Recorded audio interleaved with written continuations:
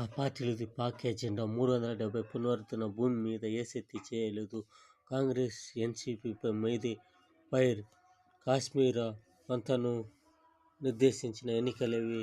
అధికారం తమ జ్ఞానే హక్కు అని ఆ మూడు కుటుంబాలు భావన. ఎన్నికల ప్రచారంలో ప్రధాన ధ్వజం.